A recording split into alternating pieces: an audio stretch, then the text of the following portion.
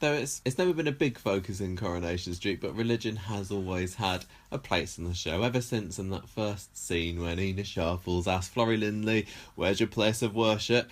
The church has had some place in the show, and we're going to be looking over the years at the different religion-based storylines and the different particularly religious characters there's been, to see if we can draw any conclusions or similarities about it. And although we'll be mostly talking about Christianity, which is what the only really religion that Coronation Street focused on for the first 50 years almost of its life, we'll touch on some of the other ones as well, but pop them in at the end. So Ena Sharples was the first religious character that we saw on the show. But back when it started, we had Emily, we had Leonard Swindley, because they all congregated in the Glad Tiding Mission Hall. When Coronation Street first started, there was actually a regular set that was a place of worship, not something that I think that would happen now. It was in Victoria Street. It was apparently built in 1902, the same time as Coronation Street itself was built, and it started off in Victoria Street, and then it kind of extended through into Coronation Street. And number 16 Coronation Street was the vestry, which is where its caretaker Ena Sharples lived, and that's kind of poking out from about where the cabin is now. Now, the Glad Tidings Mission Hall was a place of worship for local nonconformists, which is anarchists. It's people who are Christians but not like proper COV Christians. So I think it's like making it up as they go along. Baptists, Methodists, people that won't wear the right coloured hair bubble at school. Yeah, so it's a little bit different, but which is what Ena was, I believe, from my readings on the subject. Anyway, it was, although it was a church of sorts. Do you make distinctions by yourself between different denominations of Christianity? And how much do you actually know about them? I don't know a huge amount of it.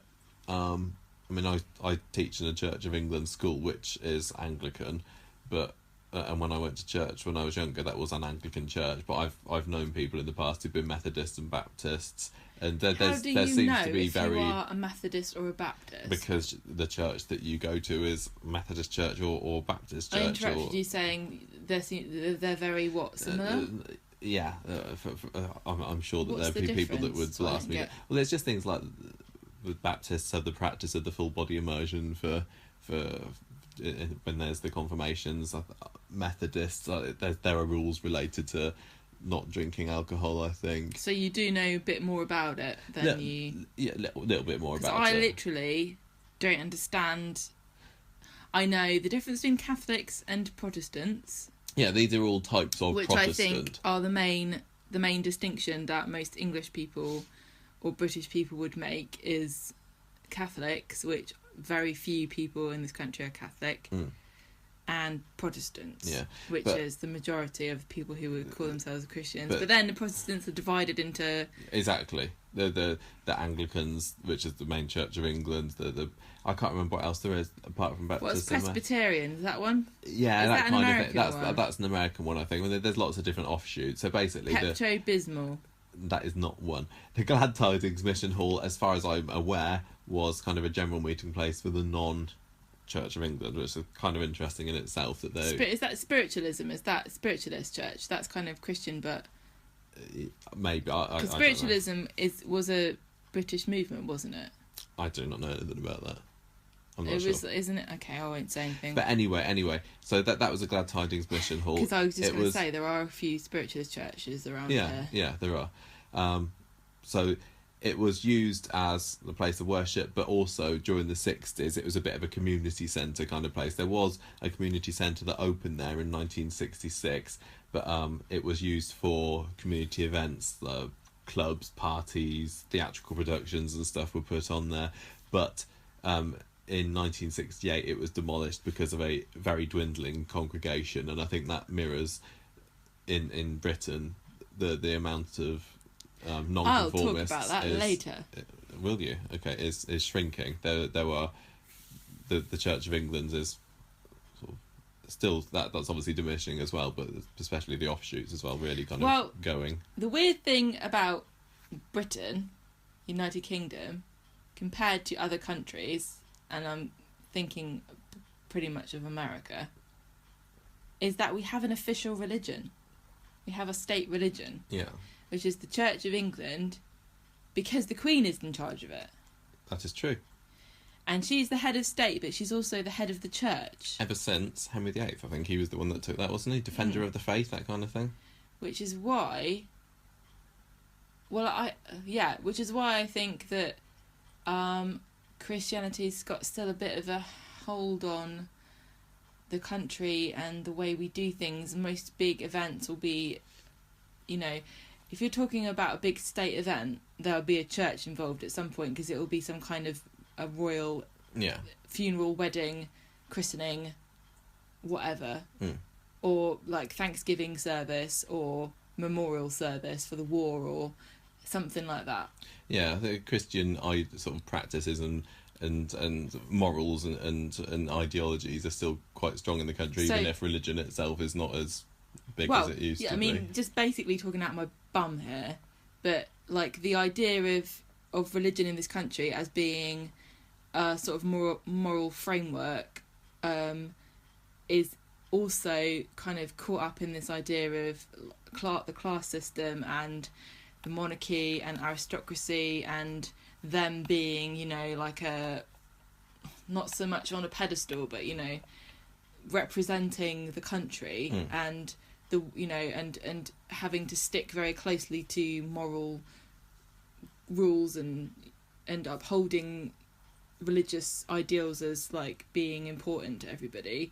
It's all caught up in the same thing. That's why there's always a big scandal when some kind of royal mishap occurs. Like that's why there was a massive scandal when Charles and Diana got divorced. Yeah, because Prince Charles is going to be the future King of England and the head of the Church of England. And that is also why there was a big kerfuffle when he wanted to marry Camilla, and they couldn't get married in the church. They had to get married in the local town hall. So I don't know how much people who are not from the UK get a sense of what things are like around here. I mean, I really don't think that people think about this consciously. No, but when you're immersed in a culture, you don't necessarily analyse it that much. But just to say that religion has always been a pretty big part of our lives in this country without us being religious, which is a bit strange. But for example, most people would have gone to a school that had some form of worship. Well, yeah, you've got to have a daily act of collective worship, and I mean some schools probably are. That's very tenuously linked to it, maybe a little prayer or whatever. But yeah, it's instilled into. You're a Church of England school, so you have that. That makes sense that you have that. But I went to a school that wasn't related or affiliated with religion, but we still every day had an assembly where we had a prayer. Yeah, and you get your songs and stuff. Did you have songs at your school? And all of our songs were hymns about Christian hymns. It's something that's in lots of people's consciousness, but like you said, people don't necessarily really think about it. And we also have things like Harvest Festival, Christmas, Nativity Play, Easter. All of those are Christian celebrations. Yeah. So anyway, that's a bit of background knowledge anyway. So just in case you want to know about our lovely country, Ena Sharples first. I think we should talk about her. She was because she was from that first scene very firm in her Christian beliefs, and she thought that her way was the right way, and she had a very strong sense of morals because of being raised in a very devout family. I think she believed that she was the moral voice of the street, and she would nose into other people's business and claim it was, well, I'm just kind of keeping a check up that everyone's, doing what God says, basically. Not making Jesus cross. Exactly, but I think really she just liked to have a little bit of a nose. She was caretaker at the Glad Tidings Mission Hall from 1937. Obviously before the show started, but that is what has been written about her.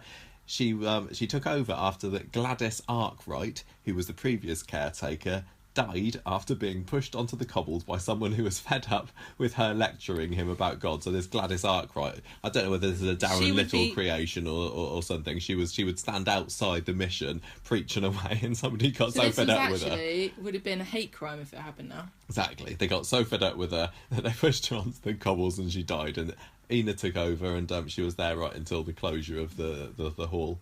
So Ena moved into the vestry with her daughter Vera. She also played the harmonium during services.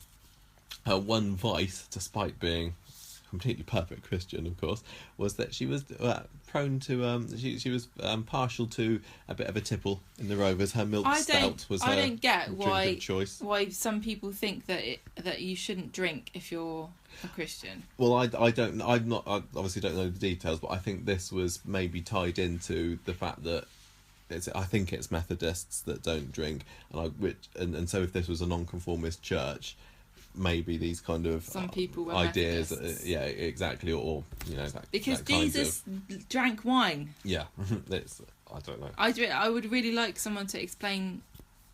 I don't have a problem with drinking or not drinking. I just don't see how that fits in. Yeah, it's not. I know what you mean. Anyway, Leonard Swindley, who was the lay preacher at the Glad Tidings, disapproved of her. Ena would quite often walk out of her job just to defy Swindley, but she'd end up going back when nobody wanted to replace her, or they just couldn't tolerate the job. Ena just kind of liked having a kind of comfortable place to live. She didn't pay anything, or it was very cheap, and she just liked to make a scene every now and again. Now, Vera, her daughter, died of a brain tumour in the vestry in 1966. And the whole story there was that Ena knew that Vera had a brain tumour. How old was she?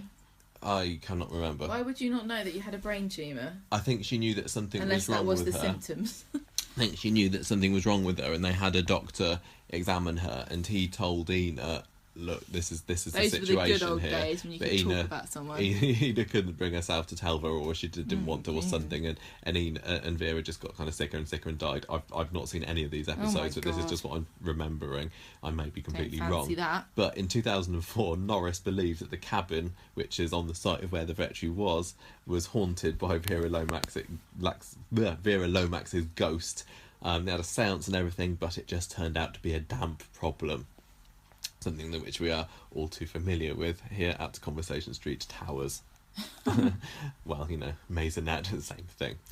But Emily Bishop, let's move on to her, because she's left. She's one of the ones that are left. No, she is officially the current character who has been in it second longest, and definitely, I would say, not dead yet. The most beloved example of a Christian character that the show has had. She is probably the one that a Christian would most like to represent them. She really embodies, I think, the spirit of Christianity. Yeah, whereas Ena was just kind of, like I say, poking holes in other people's business. She was a bit of a busybody. People got fed up with her. She's like a caricature of a supercilious Christian who can't mind their own business. Yeah, well, I think she was a bit of a caricature, wasn't she? She was very real, but Tony Warren has talked about, like, who the kind of person that Ena was based on. And Tony Warren wouldn't have been particularly sympathetic towards people who were religious. Not I'm putting words in his mouth though, because I don't actually know, but I wouldn't be shocked to hear that he didn't particularly like religious people, because they probably would have been not very tolerant of him being gay. Well, quite exactly. So Emily, the thing about Emily is that she is a nice person. And if there's one thing that Coronation Street does well, it's showing that religious people aren't just cut from the same cloth, and some of them are horrible. Yeah, I because agree. Emily is actually, whether I think if she was a Christian or not, she would be a nice person. She's a nice little old lady, isn't she? Yeah, her Christianity informs the way that she interacts with people in a positive way. But she doesn't try and force her beliefs onto other people. No, she certainly doesn't. She wouldn't be. She's not standing there trying to convert people. So she used to do secretarial work in the mission, and she grew close to Leonard Swindley. They actually got engaged, but they didn't really love each other. She proposed to him in 1964, but they were like, perhaps we shouldn't get married if we don't actually want to. This was back when they still referred to each other as Mr. Swindley and Miss Nugent. Yeah. They probably just thought it'd be weird if we were both called Swindley. I think they kind of thought that they should be getting it's about time they're getting on a bit. Let's get engaged. Hitched. But no, that you don't have to. So she unlike Billy, didn't believe in sex before marriage for Christians, but then she was challenged in 1968. She had a boyfriend on holiday. Is that right? I don't think it wasn't on holiday. He came over. I read the word from underneath. It says holiday underneath, and I added it. She had a boyfriend called Miklos. Miklos, and who was of foreign. She didn't want to sleep with him, but then on holiday she did. Dropped her jaws. Because Scotland is very romantic like that. If there's a country that's going to make you drop your knickers, if you're going to make Emily Bishop drop her knickers, it's got to be special. It's going to be Scotland. You'd think up in Scotland you want to put your thermals on rather than drop them. Maybe she could drop them briefly just to replace them with something more snug. Yeah, so even Emily Bishop wasn't able to keep her legs together. She wasn't Emily Bishop then. Emily she was Nugent, in 1972 and she married lay preacher Ernest Bishop. Yeah, so she obviously had a little bit of a thing for preachers. A great name for a preacher, because he is Ernest Bishop. She then, in 1980, she married a bigamist, Arnold Swain, in the register office. Oh, this is topical. He wasn't religious, but he found religion by the time he tried to get her to join a suicide pact with him in the following year. She found out that he was a bigamist. He went off, then came back one night saying, "Oh, look, I found the light and everything. We're gonna let's kill ourselves. We can be together. We've been in paradise together." And then she's like, it doesn't say anything about this in the Bible. I'm gonna. In fact, it almost you go and get a Bible. Says not to commit suicide. You go and get a Bible and you prove me where it says this. And while he's there doing that, she does it sensibly, legs it right out of there. She then had another boyfriend-ish in 1993 who was a vicar. But just Bernard listen Morton. to the distances between each of these storylines. Yeah. 1964, 1968, 1972, 1980, 1993. She didn't just jump into bed with some people whenever she fancied. The point I'm trying to make is that I know that there were fewer episodes back in those days, but religious characters were not constantly badgered about their religion, and it wasn't kind of like the story. At the moment, it feels like the story is almost interrogating people to look at their religious beliefs and almost trying to call people out on being hypocrites and catching them out on moral dilemmas. Whereas back in this She'd era, have her other stories. It really was just she happens to be a Christian because everyone's a Christian. Yeah. So anyway, Bernard Morton was a vicar. She supported him when he left the job because he had a crisis of faith. Weird, how strange. I know. They got engaged, but he dumped her when Percy Sugden told him that Emily had had a mental breakdown, and he was like, "I'm not having any of that." Damaged goods. His wife or mother, I can't remember, had his previous wife or his mother had mental issues, and he'd had to kind of nurse her and kind of see her deteriorate and everything, and he couldn't go through that again. Yeah, despite his Christian values. So that was it for that. And then you don't Emily have to just be nice to everyone all the time. Ask Sophie. Best. Sophie. Sophie. Well, she's not hardly the. She's not a very good example. No. 2006, Emily had a crisis of faith on her own because Ed Jackson turned up, who was the guy who killed Ernest. He was the one who fired the gun when Ernest died. Ed had been in prison where he had seen the light. He came out, and he at first didn't let Emily know who he was. They kind of got friendly. He was working with her at the church and everything. Kind of ingratiated himself into her exactly. life. And then one day he revealed, "Look, I'm the guy. I'm the one that killed Ernest." And he went, "Guess who I am? Go on, you're never going to guess." Well, to be fair, he did have a different name, I think, when he shot Ernest. I don't know what happened there, but anyway, this was his name Shooty McRooty? Yeah, that was exactly it.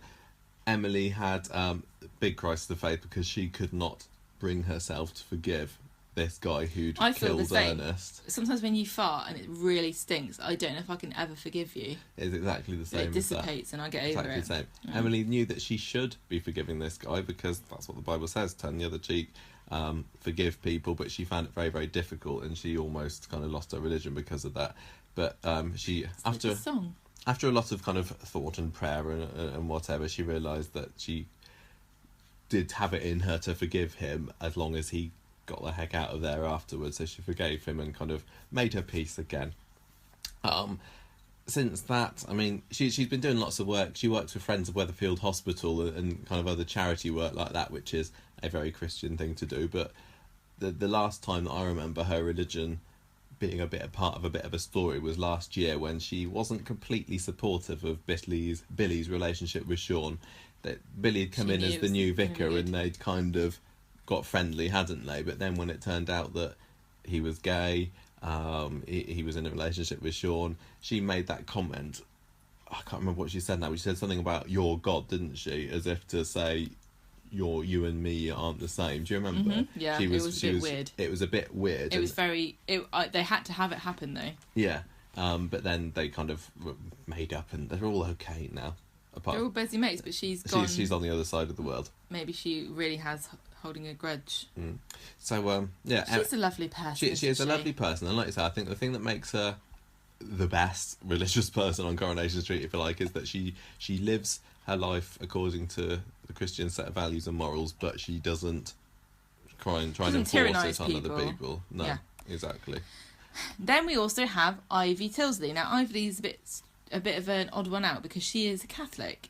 Yes. And there are very few Catholics in this country. Yeah, in comparison to Suvi. Interesting fact, my mum and my nan are Catholics. I know. My nan was Catholic. Interesting. But certainly not as devout as old Ivy Tilsley, who was another kind of Ena Sharples, as in she would try and force her moral views onto other people, and there was always tension between her and Gail, because Gail didn't want to convert to Catholicism when she started going out with Brian. Ivy was also... Catholicism is a bit of a weird topic in this country, because, just as an example, when Tony Blair was Prime Minister, Cherie Blair, his wife, was Catholic, and he had to spend quite a lot of his time defending himself and trying to make out that he wasn't a Catholic. And at certain points in religious services, she wouldn't join in, or if he didn't join in, people were always scrutinising him, because there's the old kind of like Catholics aren't supposed to join in with services that are Protestant. Yeah. So yeah. that is just that puts that into a bit of perspective. And then when he was no longer Prime Minister, I think he did convert, didn't he? Think you're and right. That was in the papers, because that was almost a scandal. That's big news. Isn't that crazy? That's really crazy. But that happened, and that was not that long ago. Well, Ivy was, like you said, the Catholic of the street, the main one. She was not happy that her darling son Brian was not as devout as her. And then when Bert died, she dated this guy called George Wardle. He proposed to Ivy eventually, but he couldn't get married in a church because of being a divorcee. And this was really difficult because she obviously believed that the church is the place where you had to marry. There was kind of no other option there. Almost led to a bit of crisis of faith for her too. Luckily, though, the second guy that she did marry, Don Brennan, despite ending up as a complete nut job, was a good Catholic guy to begin with. Michael, you can be a complete nut job and a brilliant Catholic. It's okay. Well, I think Don started off fairly normal. It's just at the end where he maybe went a little bit crazy, kidnapped Elmer, and then killed himself by driving into the you tell me viaduct. where it says in the Bible you can't do that specific thing. That is true, you're absolutely right. Ivy was pretty religious all the way through, but became even more so after son Brian was stabbed. She then started interfering in young Nick's life, or Nicky as he was called back then. She made him join the church choir, and this is why he's got the surname, isn't it? Yeah, because of her interest in him. Yeah, this is because after she died, the marriage to Don collapsed. She went on a long-term religious retreat to a convent. Coincidentally, at the same time as the actress had a massive lip job. Is that not just being a bit of a nun? She was a bit of a nun at a convent, but she had a stroke there and died, and it was after... Do you know what? You can't be a nun if you're a certain age. Did you know that? I'm really mad about this. What do you mean a certain age? If you're too old, they won't let you be a nun. Oh, I didn't know that. Because I always thought I was going to retire and be a nun. Well, that was that literally, where people go, oh yeah, all these kids, they haven't got a retirement plans, they should be saving up. I always used to think, suckers, I want to be a nun, I don't need money. But apparently I can't. Well, maybe you can go on a long-term religious retreat, because Ivy was fairly old by the time this happened. She had a stroke and died, and like you said, it was because of She was her. a nun. She was so completely obsessed with Brian when he was alive, and then her grandson Nick after that. She wanted him to be have to go down the road to salvation. She got him to join the church choir and everything, and then Look how he she turned out. would only let him have the house after, sort of in her will, if he changed his surname back to Tilsley again, because he was Nicky Platt for a bit. So yeah, Ivy was not a particularly positive example of Christianity in Coronation Street either. Definitely very devout, but a bit annoying kind of character. Which brings us nicely often onto goes hand in hand. well, it brings us nicely onto Sophie, really, doesn't it? Our one of our more recent Christian characters. Tell us a bit about that then, Joa. Tell our dear listeners. I know. Okay, I wrote right, the I'm going notes. to tell you all about Sophie, so listen. She befriended Ben Richardson at school in 2009, and he went to Christian youth group, so he invited her along, and she thought it was pretty good. She liked what she heard, so she adopted his values, and she had a purity necklace and everything. That's Then what Billy needs. Billy needs a purity necklace, just to remind he needs him. a chastity belt. Yeah. She got friendly with one of the girls in the choir, Sian Powers, and realised that not only was she a Christian, but she was also a lesbian Christian. Sally As Sally would say. was shocked at both of them at She the would say time. a But now she lesbian wears Christian. it. She wears it that badge with pride. She literally has a badge printed up. Sally wasn't happy about this. She banned her from going. So they ended up joining the church choir together so they could be together. Then the pastor found out that they were in a relationship and they kicked them out because he said it was sinful. So they quit. Well, he kicked them out, but they quit. This kind of caused a bit of a crisis of faith because I remember them talking about it in the show too, getting mad about the fact they were kicked out of the choir for being lesbians and stuff. But when Sian and Sophie fell out, Sophie got drunk, turned up the church, climbed on the roof and started shouting at God, and then she fell off. Did she fall or was she pushed? Or did she jump? I think she just fell. I think she just fell because she was drunk. So the pastor went, you know what, just be in the choir again. Everything you've done so far has proven that you're really good at singing. And so they did. So, and they lived happily ever after. No, not quite. Yeah. They were going to get married and then they didn't. So since then, Sophie has been quite insufferable, I would say. It's a good way of describing that sums her. it up pretty She does nicely. the odd bit of charity work. She was at the soup kitchen. It's almost like she's got a reminder that pops up on her phone every so often. Be Do a something nice. Christian. Like, oh yeah, go and dole out a few ladlefuls of soup at the homeless shelter. So she met Dennis Tanner and Maddie at the soup kitchen stuff. Yeah, when Dennis was reintroduced, when was that, 2011 or so, and then Maddie a couple of years ago. She's super good at forgetting the most basic of Christian tenets, like love one another as I have loved you. Forgive Turn people. the other cheek. All that kind of very basic things that anyone who even wasn't a Christian could tell you was part of Pretty the gig. important, yeah. I don't really like her at all, and I find the fact that she's a Christian to be very annoying. I don't think she's a good representative of Christianity. She's not at all. It just gets mentioned tokenistically every now and again. It's almost like I do wish we hadn't done that almost. Yeah, why did we make her a Christian? Oh yeah, that lesbian story. Yeah, exactly. And this is the thing. This character, Sophie, and our most recent religious character, Billy, have both been embroiled in does the church accept gay people or it doesn't, and is it right? Is that and it's really a bit of the biggest thing that you can say about the most exciting thing about Christianity? I think it is actually.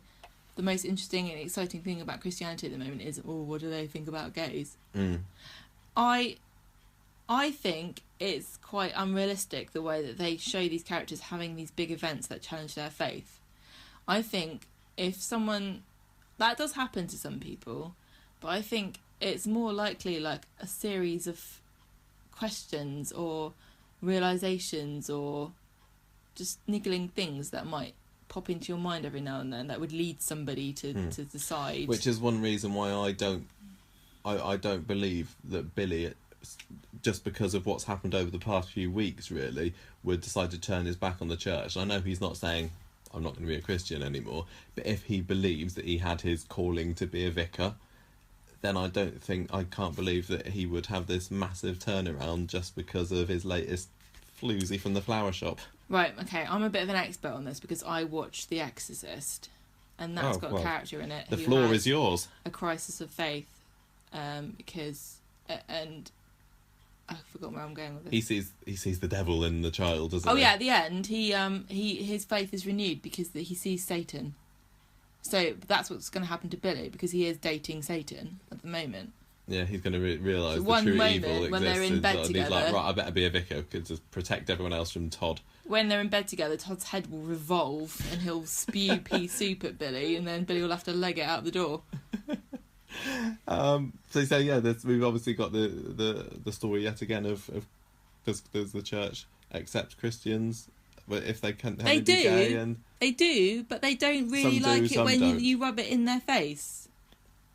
Billy, when you invite your boyfriend round, who you're not married to, and you've only been going out with for 2 months, to live in the vestry that actually, or the vicarage that they all pay for. The congregation are giving you donations, and you're always asking them to donate money to the church, so you can shack up with your boyfriend. shocking. I wouldn't be happy about it. No, I wouldn't either. Definitely not. Only on the surface of, who is this guy you've known for 2 months? Exactly. Fornication is a sin. Very quick. Okay. But despite me not being Billy's biggest fan just recently, I think he is probably the most likeable. That after Emily, He's the most charming Christian. Most charming, most likeable, kind of normal, if you like. Every man kind of example of a Christian, and generally he is a good guy, isn't he? He's charitable. He's all that stuff he's done with Sarah when he was supporting her after she'd been involved with the Callum murder. He's really good, and he does care about his community. He never goes, oh, you really, Jesus, blah blah. No, he doesn't. Sarah, does he? You should come to church, and why don't you come to church? And if you read this passage, or this reminds me of the parable of blah blah blah. He believes he's there to serve the whole community, Christian or not. Yeah. He's there as a listening ear to help with kind of suggestions for life. Life choices. Suggestions. Yeah, exactly, and that to me makes him a tolerable, nice person, likeable person. Like yeah, I'd be friends if Billy. I would love to be Billy's friend. Me too. He's lovely, and I'd tell if I was his friend though, I'd tell him to get the heck away from Todd at the moment. Now, Billy might be an example of a good example of a likeable Christian on the street, but there have been a fair number of minor characters that have definitely fallen into the religious nut job category on Coronation Street, which is where it's fairly easy to go to, isn't it? It's quite often, if somebody is religious on a soap, they'll take it too far, for the drama, because everything in soap is done too far for the drama. Is this the British thing again, though? I cannot really imagine this happening with any great regularity on an American soap. I don't know. I'm trying to think. Well, the only we don't experience watch I've got American soaps. is Desperate Housewives, and Brie was extremely religious, wasn't she? But she wasn't religious nut job religious. But if that character was in a soap, there would be explicitly, it wouldn't be explicitly stated, but you would always be a bit suspicious. I think definitely in this society, in this 2016, a lot of people are a bit suspicious of somebody who's overtly religious. And so, like you say, like you just said it yourself, it's not really a big stretch for us to go, religious nut job. Yeah, but the religious nut job archetype, if you like, can be quite interesting and fun character to watch. Yeah, of course. But I'm just saying, is this really a character that exists? Is this like our thing, is this a universal? Interesting to know. Maybe people can tell us. Okay. So we had a few Coronation Street. We had Brenda and Randolph Taylor from the early 90s. They weren't in it much. It was their daughter Kimberly who worked at Better Buys, or whatever it was then, Furman's Freezers, sorry. And she was dating Curly at the time. They weren't so much nut jobs as just very traditional and devout, and they'd have little family meals together, and Brenda would refer to Randolph as daddy in front of their grown-up daughter Kimberly and stuff like that, and Curly had to assure them that they would not be having sex before marriage, and then they treated that as as like him saying, well, so I'm going to shag her gonna, at some point. Yeah, I'm gonna marry your daughter, and in fact we're engaged. So they thought it was brilliant and tried to rush ahead this wedding, which Curly really wasn't that interested in. We've got Brenda Ferns, Bethany's grandma. So after Neil died, Brenda kind of showed up on the scene, which is what we think is going to happen with Marion, and I'm really, really surprised that it hasn't happened yet. But Brenda was, a bit of the religious nutjob camp. She believed that Sarah was going to go to hell because at that time she was pregnant with Todd's child, and also she attempted to throw herself and Bethany off the church so that they could be with Daddy Neil in heaven. But good old Emily persuaded her not to. Exactly. Karen MacDonald. Now you tell me that they were. I think they were Jehovah's Witnesses, or maybe they were. They didn't say. I don't remember, but they had to go around knocking on doors, which trying to convert people. And the only religion I know in this country that does that is Jehovah's Witnesses, because we don't really have Mormons here very much. This was obviously described in the show. We didn't get to see a young Karen MacDonald doing this. No, but then she became friends with Linda Sykes, and her dad called her a whore and beat her up. Then the parents disowned her, and they weren't heard of again until Karen's mum was on death's door. Yeah, so this was just before Karen left the show. It was part of her leaving storyline, and this is really the first time that Karen's parents were ever mentioned in the show, and then all this backstory was created for her. She then thought that God was punishing her, so she gave up drinking and smoking and donated her designer clothes to the factory girls. Yeah, so even Karen had a bit of a religious nutjob phase there. Yes. And 6 months later she was gone. And the most interesting for me... Oh, this is the best one. Oh, go on then. Because I watched Andrews. this. I didn't watch it when this was on, but you showed me clips from YouTube. There's a YouTube compilation of Ben Andrews. Now, this Ben Andrews was the section leader of the Cult of Nirab at the Etheric Foundation. If you think that Nirab sounds like a made-up word, you're right, because it's Brian backwards. It's not quite as funny as they think it is. It's not backwards, it's anagrammed. Oh, whatever. Nirab backwards is barren. Yes, barren. I'm sorry, I'm a bit... So it is 1:30 in the morning. I'm a bit shaky. And we're straying away from Christian territory here, because this was Coronation Street's one and only foray into the world of... You're not talking about Christianity, we're talking about religion in general. We have been up to now, that's what I'm saying. And cults are very much a religion. This was Coronation Street's one and only foray with soap. With cults, which apparently is quite big in Australian soaps. Is it? Apparently, Australian soaps they love it, do they? Love a bit of a cult storyline. Bring it back. Do you know what date this was? 98-ish. Because was this not around the same time as we had the... Oh, I've forgotten the name of them. The ones that all killed themselves wearing Nike shoes because they thought they were going on that comet. Yeah, maybe I think that around the time the idea of cults was. Oh, I know. Yeah, cults were very big in the 90s. Of public mind. Yeah. Yeah. So he inducted Zoe Tattersall into the sect. His 35th birthday it was this week. Happy birthday. He had her selling New Age crystals on the street, and he decided that she was allowed to be his sexual partner. But then he left to go to America, because that's where all the cults are, apparently. All the Australians must go there. Yeah, must do. And he took Zoe with him as well. Now the clips of this on YouTube, we got to see a lot more, and it just looked like I watched it. Like watching a different show. It didn't look anything like Coronation Street. No. I watched it at the time. I was watching it in 98. There were no normal sets either. It was all their Cult of Nirab offices or whatever. Nirab, and stupid bloody name. It was like a different show, like you said, and I remember at the time people were a bit critical of it because it was a little bit silly. But I think I loved it at the time. It was so different. Cults are a little bit silly, aren't they? Really? Yeah, maybe they are. Bit silly. But I did really enjoy it at the time, and I could quite like another cult storyline. I would love it. If you got another bigamy storyline, and it's been long enough since Peter Barlow was was married to Shelley and Lucy, why not have another cult storyline just for fun? The most interesting fact about this storyline was, though, that the guy who played Ben Andrews was Bern Gorman, who, I don't know whether you recognise that name, but he's the guy who played Owen in Torchwood and Carl Tanner in Game of Thrones. And he's been in lots of things. He's been in lots of things. He's He's not very famous, but he's distinctive. He's distinctive because he's got a bit of an odd face. Sorry. I think we love Ben Gorman. Whenever he's in something, we get super excited, but we do have a little nickname for him. We call him Frogface. I didn't even know his name was Ben Gorman. I don't know why Gorman. we call him Frogface. He's got a wide mouth, but he doesn't look like a frog.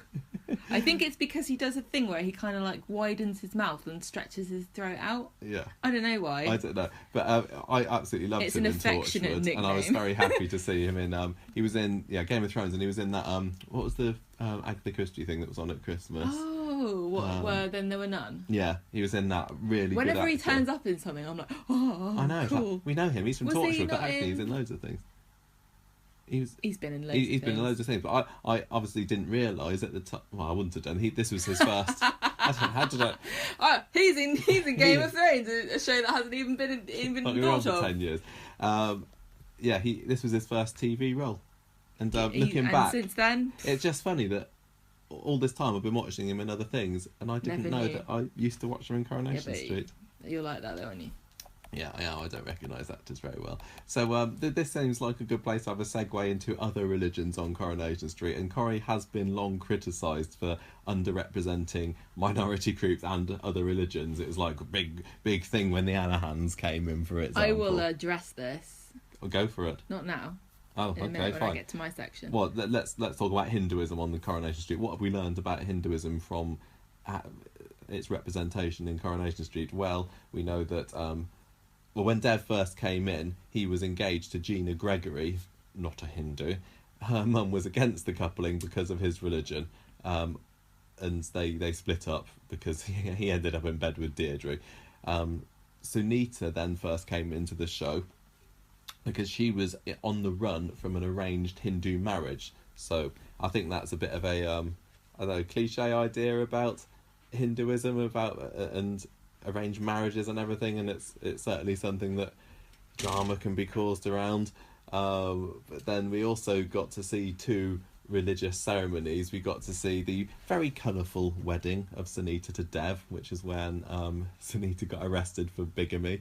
But is that a normal part of the Hindu ceremony? Oh yeah, the bigamy arrest section. But she wasn't actually bigamous; it was Mad Maya setting her up. But anyway, we also got to see. This has just been the bigamy show, isn't it? It has been the bigamy show. We don't mention bigamy for go years without saying it, and then all of a sudden three come along at once. And also we got to see Sunita's funeral and cremation. Did we actually get to see it? I think we did. I think we saw. I don't remember that. I remember seeing Dev dressed up in his white gear and the twins. I think we saw a bit of it. I'm not 100% sure though. And Hindus get cremated, don't they? I think that's true. So we got to see that as well. I don't know. Apart from this, we don't really get a huge insight into Dev's religious views. I get the idea you would never know. He's not really religious. I think most people who are watching it now would just assume he was Muslim because people assume that Muslim is like the biggest religion when it's not. If you're not a Christian and you have some kind of ethnic origin that isn't white, you must be Muslim. But I think that Coronation Street could...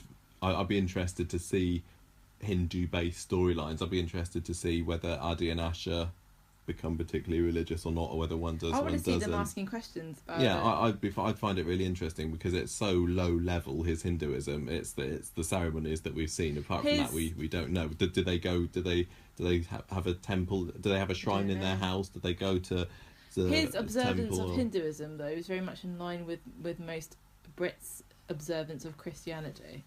Like, if there's a big do that is an important life event, I will go and celebrate it in the religious style of my people. But other than that, don't talk to me about it. I'm not really bothered. Yeah, I'd be interested, like I said, to see one of the twins picking up on the idea, and especially if they've got more Hindu family. Sure. Like, could I always... I know Grishma and Utmar on Sunita's side, weren't they? Let's have them come back, and then I'd be quite interested to see that. Do you remember me talking about this when we were talking about what could happen with the twins? Yeah. I said I thought it'd be quite interesting if they came back from school saying, "Oh, they all called me. They all said I was a Muslim.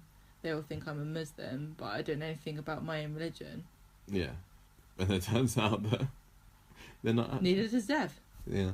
Anything else to say about Hinduism? There's only so much you can say in Coronation Street. About it at all. I don't know very much about it as well, and I didn't learn about it at school. I only learned about Islam, Judaism and Christianity. We do Hinduism at my school. But I got an A star, so just saying. Well done. But yeah, we don't learn much about it from Coronation Street, do we? Islam is the big one at the moment. Is because Hinduism the one with all the different gods, right?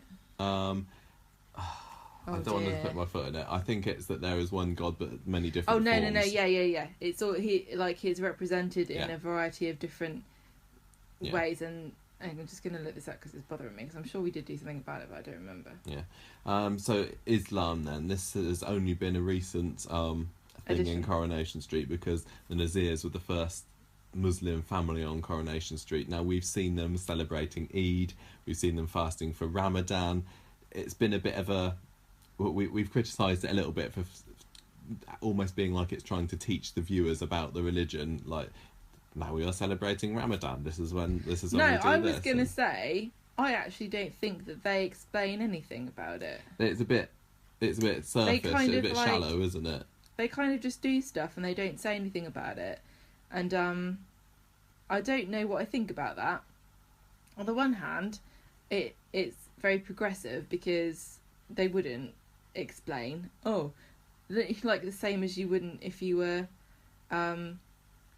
at home with your family, like, let us now bring in the tree which we adopted from pagans to bring in the new life, and but yeah, they do kind of brush across things, and they say words that I don't know what they are.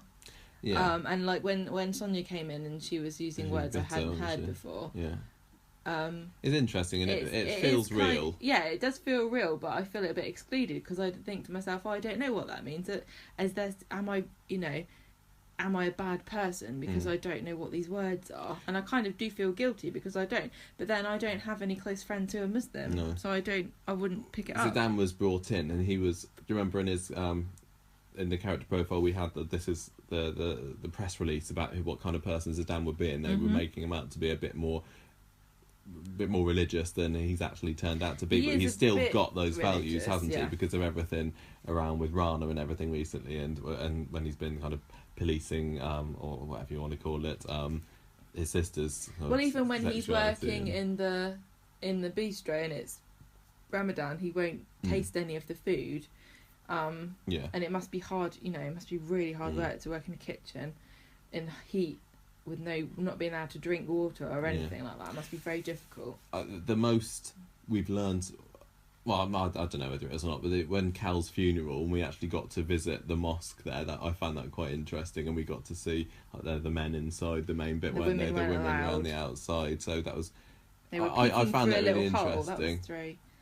That's how they do it. But I think with the Nazirs here, we probably will learn a lot more about Islam through Coronation Street than we do Hinduism through the Allahans. Definitely. They're very devout, and they're almost defined by their religion. And when Sharif's affair comes to light, I'm sure that the religion aspect is really going to be pretty big. Then that's going to be mentioned. The thing is, Islam is basically a newer version of Christianity, isn't it? Well, it's an Abrahamic.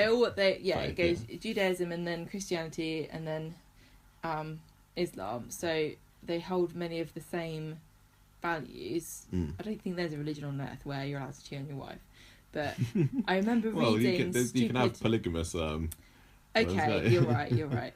I just remember reading stupid comments after the Sharif thing came out on the show of people stupidly on forums going, "Are you allowed to cheat on your wife in Islam?" No, you're not. You're not. It's bad. Maybe the non-conformists. Yeah, there is actually a branch of Islam which is very progressive. They don't believe in that, but do you remember there was that big scandal? Well, this horrible tragedy where a Muslim shopkeeper, I think he might have been Scottish, was murdered because he wished his Christian customers Merry Christmas. Oh yeah, maybe. I think he was part of a progressive Islamic sect which allows people, is very accepting of other people's religions, and that's part of their belief system. And apparently they're quite they're persecuted quite a lot in different countries. Hinduism is very welcoming of other religions as well, aren't they? They'll just they'll celebrate other festivals, and like we do a school trip every other year to a Hindu temple, and they've got loads of paintings. I've never even been to it. It's really interesting. They've got lots of paintings of different forms of the god there. They've also got Jesus up. A Jesus. A Jesus. This is our Jesus. And Mary portrait up, and the children are always fascinated when I say, "Look who that is over there," and they're really surprised that there's a picture of Jesus up in the temple. Well, Hinduism is the world's third largest religion. Is it? Mm-hmm. That's a good fact. Did you learn that today? When I you're doing a bit of always research. knew it. That's basically the main religions we've had in Coronation Street. We had a brush with Buddhism last year when who was it? No, who was it that discovered the monk in the forest? Was it? It was that storyline because they were in the woods. Was it weren't Craig they? and? Craig I think and Kirk. it might have been. It might have been Craig and Kirk. I think or it was just Beth Kirk. and Kirk that ran into a Buddhist monk in the forest, which was just a bit weird.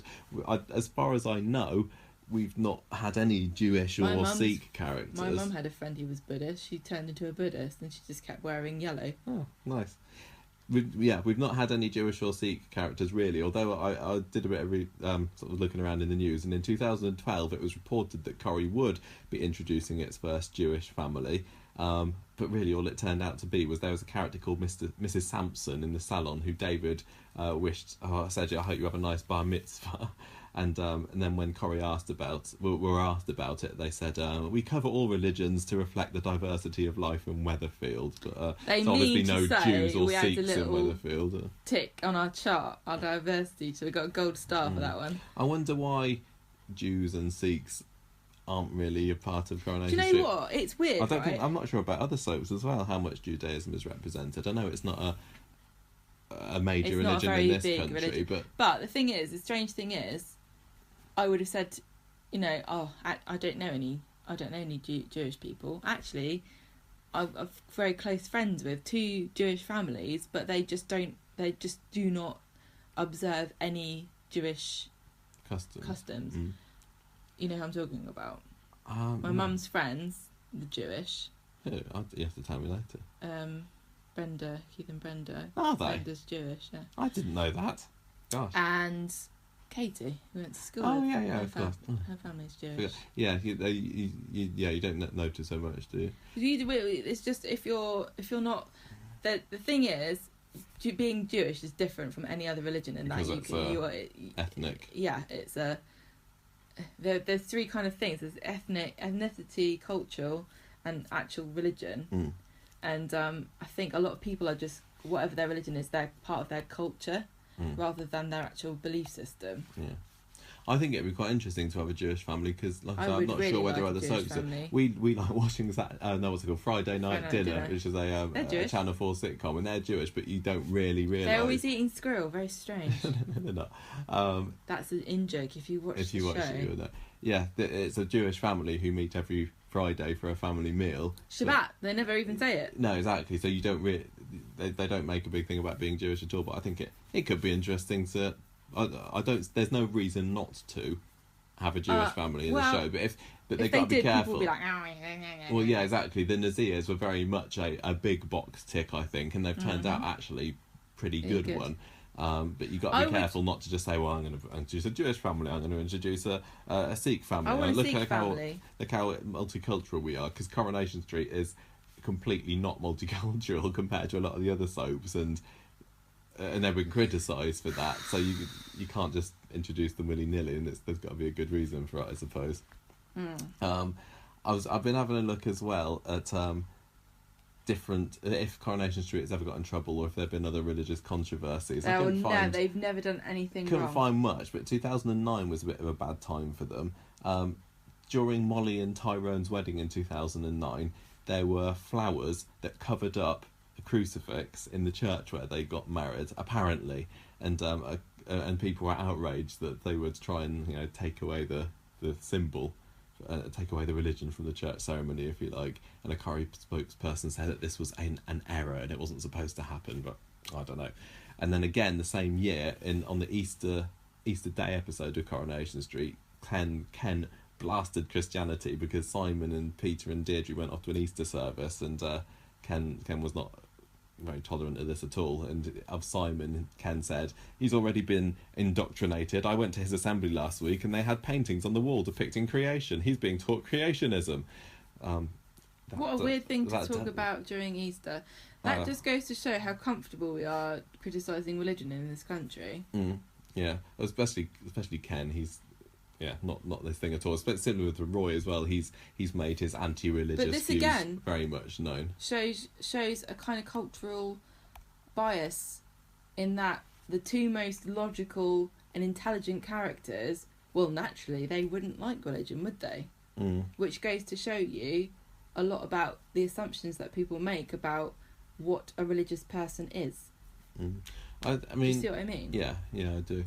So, what conclusions can we draw from all of this then? Go on, say your facts, Gemma, and then we'll sum it up. Right. Here's some facts that I looked up because what? No, is this Coronation Street related facts? This is to do with the society in this country, because you have talked quite a lot about what the depiction of it is in the show, but we haven't really, apart from my blithering on, spoken about what the actual context of that is in the UK. Go on then, give some facts, right. Lay them on me. Okay, between 50 and 60% of British people have never been to any type of religious service outside of special occasions, weddings, funerals, blah blah blah. Okay, a Gallup telephone poll found that 37% of Americans said they attend weekly services, compared to 10% of Brits. 50% of Americans. This hasn't got British people in, but it says 50% of Americans said that God was very important in their lives, compared to 28% of Canadians, 21% of Australians, and 10% French. I don't know whether you can compare us to the French or not. Now, the overall proportion of Britons who describe themselves as Christian actually rose 1 percentage point this year to 43%. Okay. And the amount of people who describe themselves as not having any religion fell from 49% to 48%. Okay. And amongst the young people, non-believers outnumber the religious 2-1, but amongst pensioners, it's the opposite way around. So how well do you think that Coronation Street reflects those numbers then? I'd say pretty well. Yeah. I mean, as religion has become less of a less of a big thing, less important, I suppose, in modern society, Coronation Street has strayed away from it. We've got Emily as our example of an old person who likes Christian, who's a Christian. But then we've got a good range, haven't we? We've got Sophie, who's the young one, Billy, who's in the middle, and Emily, who's at the other end. But yeah, those numbers fit quite well. Do you think that on the whole, Coronation Street portrays religion in a positive light? I haven't finished with my facts. Oh, sorry. I thought you'd finish your facts. No. Go on. So now the census from 2011, because we had a big I think we had one in 2001, we had one in 2011, and there's one due, I can't remember when. But one of the questions they asked us in the census, everyone in the country had to answer this, was, what is your religion? And 59% of people said that they were Christian. 5% said they were Muslim.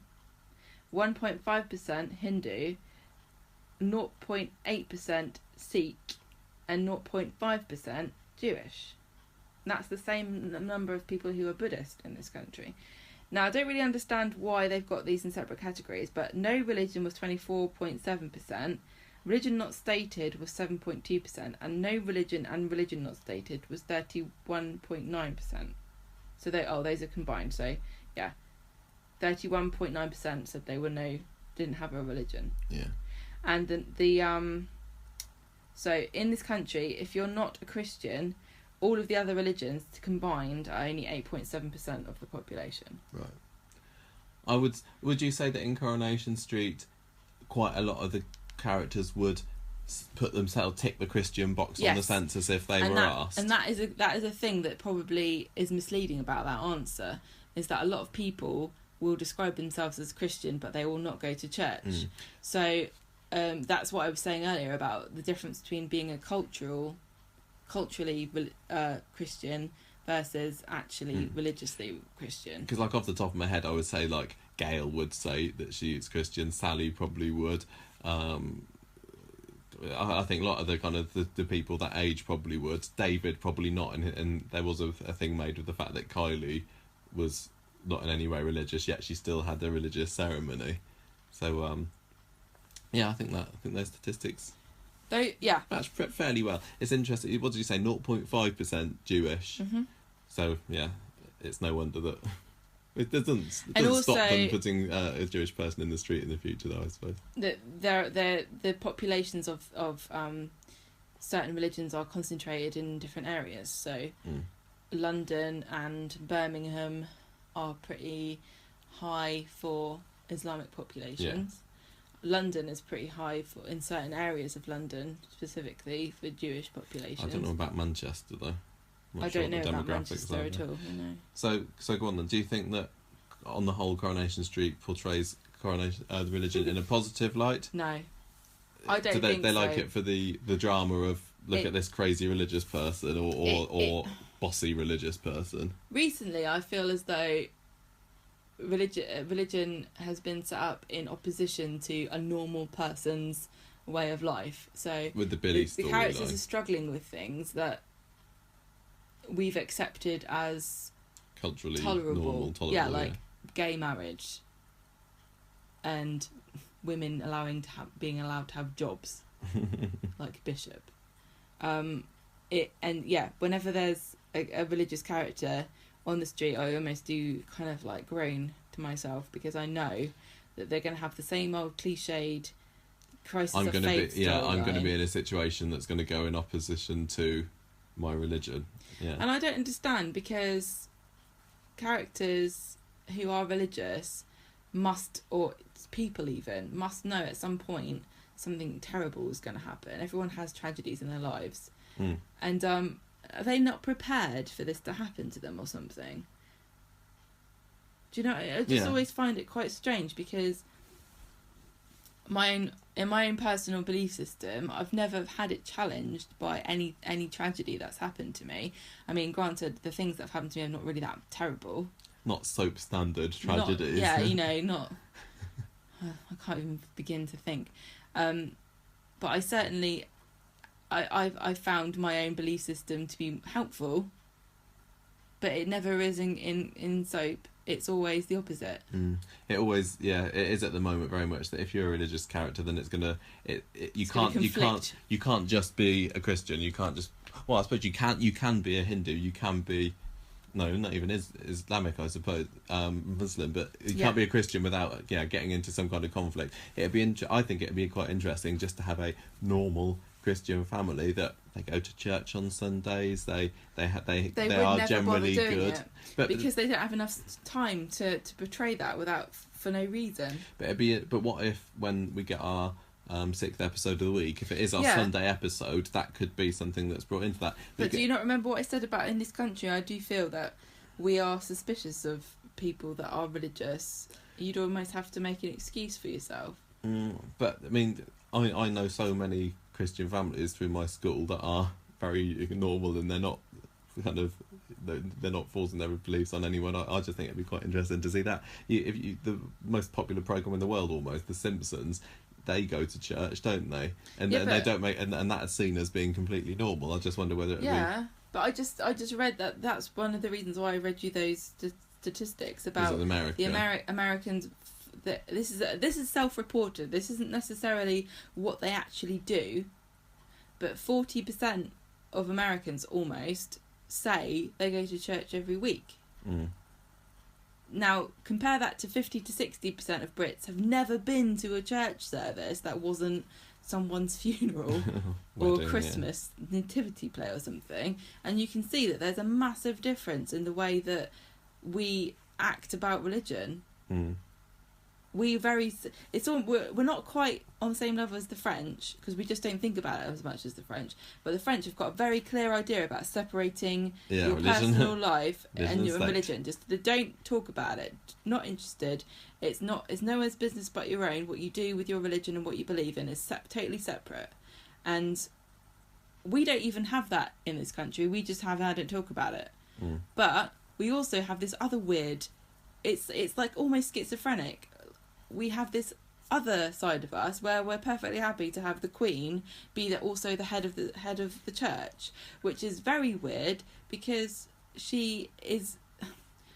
It makes sense when you've got a country that's 99% white, 99% Christian, but we don't live in that country anymore. We live in a country where people are atheist, people aren't from, people are from all across the world, people are coming to this country from different places with different religions. It's granted 5% Islamic population is nowhere near the number that most people think it is. Most people would probably tell you it was 20, 30, 50% of people are. And that's why get out of Europe. Yeah. So having the Queen as the representative of the country, who also represents the religion of that country, no one cares. No one's bothered about it. Nobody seems to think this is an issue.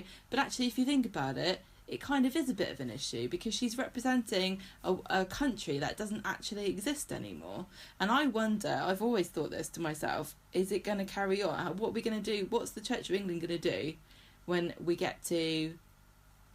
I don't think anything's going to happen when it's Prince Charles, but what's going to happen when we get to Kate and William? What's going to happen when we get to George? Are they going to be religious? Prince George, is a toddler. He's a baby boy. He's kind of got to be a Christian because in the future he is going to be the head of the Church of England. Nobody's batting an eyelid about this, but this is a bit, if you think about it, crazy. Well, I mean, lots of things about the royal family are very traditional, aren't they? And but can you still I see. No one's bothered about it. Yeah, at the same time, if you were hanging out with a bunch of people and you went, you on Sundays you went to church, you might not mention it for a while to see what they thought about it. Yeah, it's almost like a secret. That's what I think. Yeah, no, it's interesting. So, Coronation Street, not brilliant portrayal of Christianity, but at least we've had Emily Bishop as the shining example all the way through. Maybe we don't have her anymore. What do you think about the way they portray Christianity? Oh no, I agree with you. I'd say on the whole, Coronation Street, the Christian characters that have been in Coronation Street have not necessarily shown it in a good light, but I'm glad that there's been a bit of a balance thanks to the likes of Emily Bishop or whatever. I'd be interested to see a storyline where a character is going who wasn't originally Christian or any religion, found that if by turning to faith that kind of gave them some kind of sense of satisfaction, and that was kind of the end, and no more was said of it. And because lots of people do find comfort in having a faith, that'd be an interesting resolution to a storyline. But yeah, that's it really. It's just been it's very background, isn't it? We've been able to talk about it for however long we've been rambling on about it so far, but on the whole it's not massive part of the show. But interesting that it is still a part of Coronation Street, and it's also interesting to me how in the past 10 years we've had these two characters, Billy and Sophie, introduced into the show, and they didn't need to be, but it's Coronation Street's way of saying it's still a part of the country and a part of our culture, and we're not going to sweep it completely underneath the it kind of is, because it is kind of interesting that some of the most recent characters that have been introduced to the show, almost their lives revolve around religion. So the Nazirs and Billy are both characters that almost are defined by their religion, and a lot of their interactions with people are affected by that religion. I mean, that's why we had that massive storyline with Alia going off the rails about when she slept with Jason. And what's his face? Zidane's reaction to it, and all the stuff with him and Rana as well. And they do talk about their religion and their different celebrations. Yeah. I'm glad that it's not completely wiped out, because Coronation Street could go down the route of saying we're not going to touch religion. It's too controversial a subject. We don't want to offend anyone. Let's not mention it at all. But it is still parts of people's lives, a decreasing number of people's lives, and I'm glad that Coronation Street reflects that in some way still. What a nice way to end it. Yeah. So should we let's end it there, shall we?